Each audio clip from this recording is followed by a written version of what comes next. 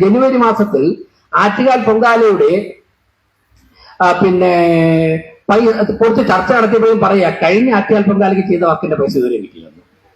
കഴിഞ്ഞ ആറ്റുകാൽ പൊങ്കാലയ്ക്ക് ചെയ്ത വർക്കിന്റെ പൈസ പിന്നെ എങ്ങനെയാണ് പാവങ്ങൾ നിർബന്ധിക്കുന്നത്? എന്നിട്ട് 3%, 4%, 3 രൂപ, 5 രൂപ, 10 രൂപ പലിശയ്ക്ക് എടുത്തിരിക്കുന്ന ഏതെങ്കിലും കോൺട്രാക്ടർമാർക്ക് ഇവരൊന്നും ടാറ്റമ്പറിലൊന്നുമല്ലല്ലോ, കോടിക്കണക്കിന് ഇൻവെസ്റ്റ് ചെയ്യാൻ പറ്റും. ഇവര് വല്ല താലി പണയം വെച്ചോ മാല പണയം വെച്ചോ ഇവിടെ വസ്തു പണയം വെച്ചോ പൈസ കൊണ്ടുവരുന്നവരാണ്.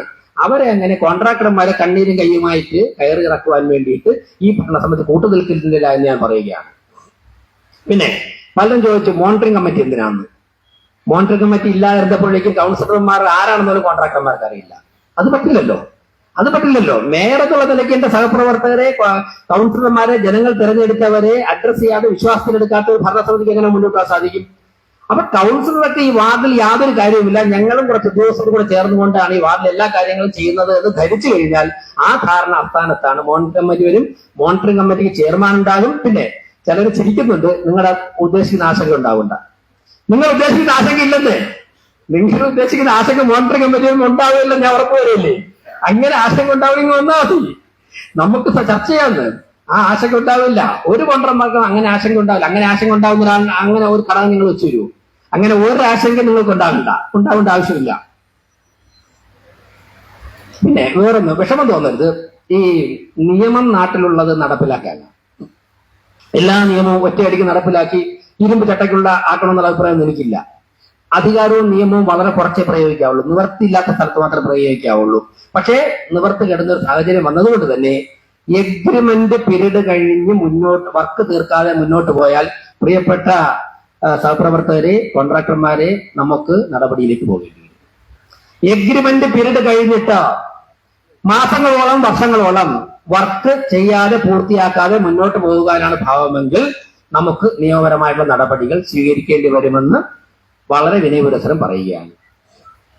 നിവർത്തികേടുകൊണ്ട് പ്രതിപക്ഷത്തായിരുന്നപ്പോഴേക്കും ഒരു വനിതാ കൗൺസിലറുടെ നിരന്തരമുള്ള വേദനയും കണ്ണുനീരും കണ്ടുകൊണ്ട്, ഒരു കോൺട്രാക്ടറുടെ ബുദ്ധിമുട്ടിക്കുന്നത് കണ്ടുകൊണ്ട് ഭരണസമിതി വന്നതിന് ശേഷം ആ കോൺട്രാക്ടറെ ബ്ലാക്ക് ലിസ്റ്റിൽ പെടുത്താൻ തീരുമാനിച്ചു.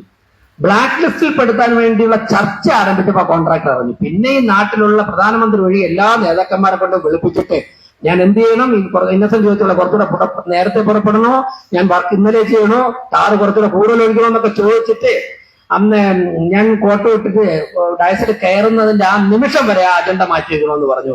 എത്രത്തോളം അജണ്ട മാറ്റി വെക്കണമെന്ന് പറഞ്ഞു, അത്രത്തോളം ആവേശത്തിൽ അദ്ദേഹത്തെ കരിമ്പട്ടിപ്പെടുത്തിയിട്ടുണ്ട്. അവിടെ നിന്ന് ഒരു മനസ്സാറ്റ് കുത്തിന്റെ ആവശ്യമില്ല, അവിടെ എന്തിനാണ്? കാരണം ആ വനിത, ആ കൗൺസിലർ രാത്രി ഉറക്കമില്ലാതെ 2023, 2025, 2024 ഈ ഒരു റോഡ് ടാർ ചെയ്യിക്കാൻ വേണ്ടി ആ കൗൺസിലറെ നിരന്തരം വിളിച്ച് അവർ കരഞ്ഞുകൊണ്ട് നടക്കും. ഞാൻ കണ്ടാ നേരത്തെ കണ്ടതാ. അങ്ങനെ ഒരു ടീം ഇരുന്നപ്പോ എല്ലാവർക്കും ബോധ്യപ്പെട്ടതാ എന്തിനാ അവിടെ വിട്ടുവീഴ്ച ചെയ്യേണ്ട ആവശ്യം, എന്തിനാണ് അവിടെ വിട്ടുവീഴ്ച ചെയ്യേണ്ടത്. അപ്പൊ എന്തിനാ കാല് പിടിക്കണത്?